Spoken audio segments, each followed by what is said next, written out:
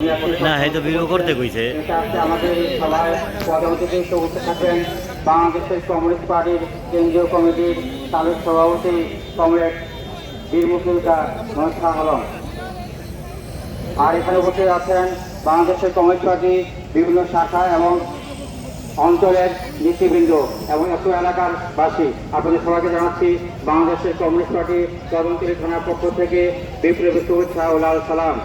প্রিয় কমরেড বৃন্দ, এখানে যারা বয়োজ্যেষ্ঠ আছেন তারা জানেন এক সময় এই শ্যামপুর কদমতলী শিল্প এলাকা ছিল ঢাকা শহরের মধ্যে একটি নাম করে শিল্প এলাকা। এই অঞ্চলে ছিল ঢাকা মেস, উজালা মেস, চান্টিস্টার, ঢাকা বটন মিল, ইগল বক্স, পারমাসুল সহ বিভিন্ন বড় বড় শিল্প কারখানা। এই এলাকার মানুষের পদপরিচালনা ছিল মুখরিত।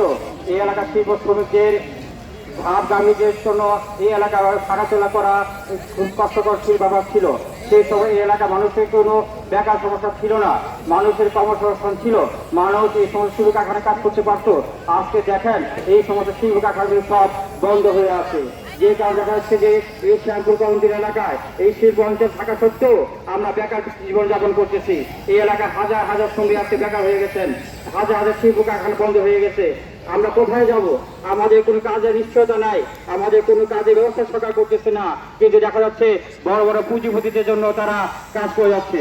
যারা এই দীর্ঘ 16 বছর স্বৈরাচারী সরকার, হাসিনা সরকারের ফ্যাসিস্ট সরকারের বিরুদ্ধে আমরা আন্দোলন সংগ্রাম করে বিপ্লব করে 24 সালে ওদেরকে দিয়েছিলাম, কিন্তু ভেবেছিলাম এই দেশে যারা ক্ষমতা আসবে তারা হবে এই শ্রমিক মেহনতি মানুষের জন্য তারা চিন্তা ভাবনা করবে। কিন্তু হায় দুঃখের বিষয়, আজকে এই যারা ক্ষমতা আসছে তারা সেই বসুন্ধরা শিল্প গোষ্ঠী, সালন গোষ্ঠী, আবুল খায়ের গোষ্ঠী, আকিজ গ্রুপ, এই সমস্ত বড় বড় শিল্প কারখানা শিল্প প্রতিদিন করার চিন্তা ভাবনা করতেছে। কিন্তু আমার এই শ্যামপুর কদমতলী থানার হাজার হাজার শ্রমিকরা যে বেকার হয়ে বসে আছে, এদের এলাকাতে হাজার হাজার শিল্প কারখানা বন্ধ হয়ে আছে, এইভাবে তাদের কোনো চিন্তা ভাবনা নাই। এইভাবে চিন্তা ভাবনা হচ্ছে যারা এখন ক্ষমতা আসার চিন্তা ভাবনা করতেছে তারাও চিন্তা ভাবনা করতেছে না। তারা চিন্তা করছে যেমন হোক তারা ক্ষমতায় আসবে, কিন্তু এই দেশের শ্রমিক কৃষক মেহনতি মানুষের কথা তারা চিন্তা করতেছে না। এই দেশের কৃষক শ্রমিক মেহনতি মানুষের চিন্তা কারা করে? একমাত্র বাংলাদেশের কমিউনিস্ট পার্টি করে। এই কমিউনিস্ট পার্টি হচ্ছে বাংলাদেশের কৃষক শ্রমিক মেহনতি মানুষের পার্টি, আপনাদের পার্টি। তো আপনাদের এই পার্টির পতাকা তলে সম্মিলিত হন, তাহলে আপনাদের শিল্প কারখানা চালু হবে। আমরা যদি ক্ষমতায় আসি বা ক্ষমতা ছাড়তে পাই, তাহলে আমরা এই শ্যামপুর এলাকায় যে সমস্ত বন্ধ শিল্প কারখানাগুলো আছে সেগুলোকে চালু করার চেষ্টা আমরা করব এবং আমাদের চেষ্টা করবো এদেশের শ্রমিকরা যেন বেকার না থাকে, কৃষকরা যেন তাদের পণ্যের ন্যায্য মূল্যে পায়, এদেশের সাধারণ মানুষ যেন সর্বমূল্যে চাল ডাল তেল লবণ কিনতে পারে, সেই ব্যবস্থা বাংলাদেশের কমিউনিস্ট পার্টি করবে। আপনারা জানেন সারা পৃথিবীতে কমিউনিস্ট পার্টি সারা পৃথিবীতে প্রত্যেকটা রাষ্ট্রেই আছে এবং আমরা এই পর্যন্ত আমরা বাংলাদেশের কমিউনিস্ট পার্টি আমরা আপনাদের জন্য কাজ করে যাচ্ছি। সারা পৃথিবীতে আমাদের পার্টি বিভিন্ন অঞ্চলে কাজ করে যাচ্ছে এবং তাদের সফলতা হচ্ছে। আপনারা দেখেন আজকে চীন বলেন, ভিয়েতনাম বলেন, উত্তর কোরিয়া বলেন, কিউবা বলেন, পৃথিবীর বিভিন্ন দেশে কমিউনিস্ট পার্টি ক্ষমতায় আছে এবং সেসব দেশের অর্থনৈতিক অবস্থা আপনারা চিন্তা দেখেন।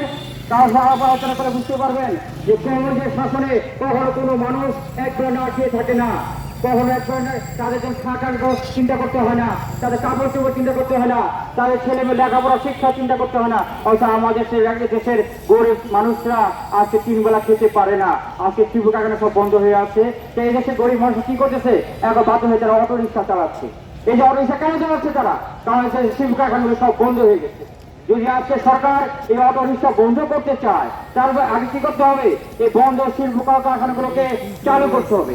বন্ধ শিল্প কারখানাগুলো যদি চালু হয় তাই দেশের শ্রমিকরা কাজ করতে পারবে, তাই তারা অটো রিক্সা চালাবে না। আমরা বলছি যদি অটো রিক্সা আপনাদের বন্ধ করতে হয় তাহলে অটো রিক্সা ড্রাইভারদেরকে লাইসেন্স দিতে হবে, সেটা হবে সিটি কর্পোরেশন থেকে।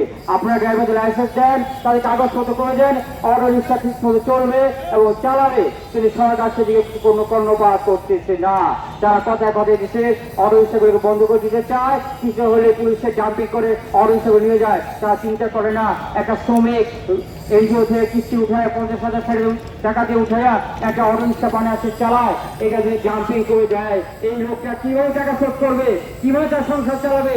এই চিন্তাটা এই সরকার তারা করতেছে না এবং যারা ক্ষমতায় যেতে চায় তারাও করতেছে না। তাই আপনাদের কাছে আমাদের আকুল আবেদন, আপনারা অবশ্যই চিন্তা ভাবনা করবেন, আপনাদের বিবেক বুদ্ধি খাটাবেন।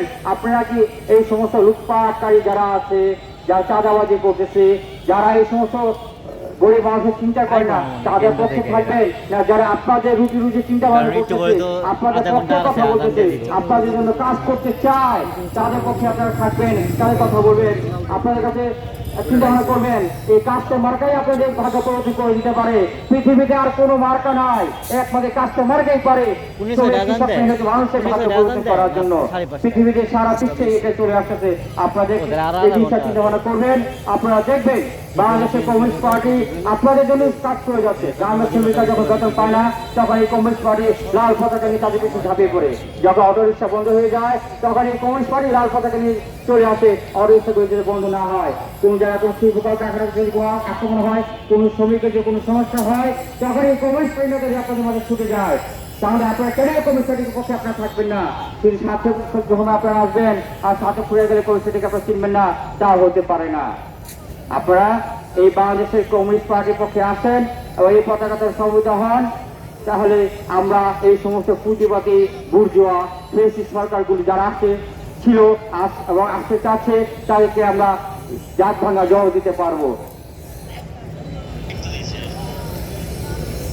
ভিডিও মুখের কথা সহ আর কি এত কথা বলে দেবো তা আমাদের আগামী 14 নভেম্বর বাংলাদেশের কমিউনিস্ট পার্টির একটি বিশাল জনসভা আছে। হ্যাঁ, তো জনসভা আছে সোহাদি উদ্যানে, আপনারা সবাই সেখানে যাবেন। আমরা সবসময় বলি এদেশের কৃষক শ্রমিক মেহনতি মানুষের তার ভাগ্যে পরিবর্তন করার জন্য আমরা দেখা যাচ্ছে যে যারা শ্রমিক তারা যে ন্যূনতম বেতন পায়, এই বেতন দিয়ে তাদের 3 বেলা খাবারের ব্যবস্থা হয় না। আপনারা চিন্তা করে আপনাদের বেতন কত পান? আমরা বলছি যে একটা শ্রমিকের ন্যূনতম বেতন হতে হবে 30,000 টাকা, কিন্তু কোনো শিল্প কারখানায় বেতন কিন্তু 30,000 টাকা দেয় না। সেই জন্য আমরা আমাদের পার্টি থেকে আমরা আন্দোলন করতেছি, আপনাদেরকে সাথে নিয়ে আমরা এই শ্রমিক মালিকদের কাছে আবেদন জানাই যে তারা যত শ্রমিকদের ন্যূনতম বেতন 30,000 টাকা করে, কিন্তু তারপরে মালিক পক্ষ সরকারের সাথে লিয়াজও করে তার শ্রমিকদের সেই বেতনের টাকাটা দিতে চায় না। দেখা যাচ্ছে তারা 8-10,000 টাকা বেতন দিয়ে শ্রমিকদেরকে তারা রাখতে চায়। তার শ্রমিক তত বেকার, যদি শ্রমিকের কাজ চলে যায় তাহলে তার সংসার চলবে না, তাদের ছেলে মেয়ে আছে, তাদের ভারত পোষণ ব্যাপার আছে, তাদের লেখাপড়া খরচের ব্যাপার আছে। এই নানাবিধ কারণে শ্রমিকরা অল্প বেতনে কাজ করতেছে। তো আপনারা সবাই খুব অবস্থান থাকবেন এবং আপনারা চিন্তা করবেন যে আপনাদের ন্যূনতম বেতন কত হওয়া উচিত। আমরা আপনাদেরকে সাথে নিয়ে আমরা এই সরকার এবং এই সমস্ত মালিকদের প্রতি জানাতে চাই যে একজন শ্রমিকের ন্যূনতম বেতন হতে হবে 30,000 টাকা। এই ন্যূনতম বেতন 30,000 টাকার জন্য আপনারা এই ভবিষ্যতে সবসময় আপনাদের পাশে পাবেন এবং আমরা আপনাদের পাশে নিয়ে এই আন্দোলনকে এগিয়ে নিয়ে যাবো। এই দেশের কৃষকরা অনেক কষ্ট করে ফসল ফলায়, দেখা যায় বৃষ্টিতে ঝড়ে বৃষ্টিতে ভিজে তার ফসল ফলায়, কিন্তু তারা দেখা যাচ্ছে যে ফসলের ন্যায্য মূল্য পায় না। তারা দেখা যাচ্ছে 2 টাকা 3 টাকা কেজি সবজি বিক্রি করে, অথচ ঢাকা শহরে সেই সবজি হয়ে যায় 70 থেকে 80 টাকা। তাইলে এই মাঝখানে যারা মধ্যস্বত্ব ভোগী, যারা ব্যাপারী, যা ব্রোকার, তারাই লাফাক হয়ে গেছে, অথচ কৃষকরা কিন্তু ফসলের ন্যায্য মূল্য পাচ্ছে না। আমরা কমিউনিস্ট পার্টি বলতেছি যে কৃষক থেকে সরাসরি পণ্য সরকার কিনতে হবে এবং কিনে সেটাকে ঢাকা শহরে বিভিন্ন এলাকায় সরবরাহ করতে হবে। এছাড়া আর কোনো অবস্থান নাই। বাংলাদেশের মানুষের আর্থসামাজিক প্রেক্ষাপটে মুক্তির জন্য কমিউনিস্ট পার্টির কোনো বিকল্প নাই, এই কাস্টমার্কার কোনো বিকল্প নাই। আপনাদের সবাইকে এই কাস্টমার্কার তলে এবং পতাকা তলে সমবেত হওয়ার উদ্দেশ্যে আহ্বান জানাচ্ছি এবং এই জানিয়ে আমার বক্তব্য শেষ করছি। ধন্যবাদ সবাইকে।